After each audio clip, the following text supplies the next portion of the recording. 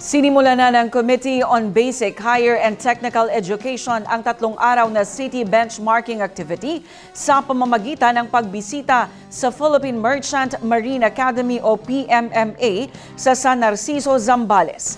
Layunin ng pagbisita ng mga mambabatas ang makalikom ng practices mula sa mga leading maritime institutions sa bansa para sa pagtatatag ng proposed Tawi-Tawi Maritime School. Ang detalye mula kay Jen Garcia.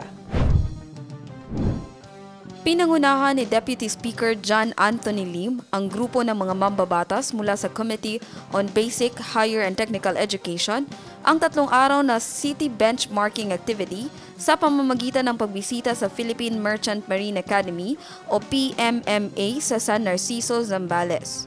Bahagi ito ng isinusulong na Tawi-Tawi Maritime School Act of 2025, ang panukalyang inihain sa legislator sa Bangsamoro Parliament na naglalayong magtatag ng kauna-unahang maritime institution sa Bangsamoro Autonomous Region in Muslim Mindanao, BARMM. Binigyan ng pagkakataon ng mga opisyal ng komite na mag-obserba sa pasilidad ng paaralan, kabilang na ang simulation.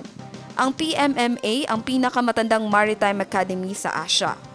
Malugod namang tinanggap ni Professor Ronnie Basco ng PMMA ang mga opisyal mula sa BARM bilang simula ng partnership kung saan binigyang diin ito ang suportahan ng Academy sa proposed measure.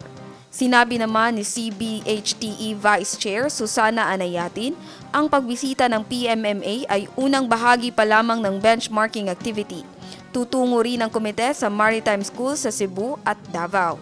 Jen Garcia, iMinds, Philippines.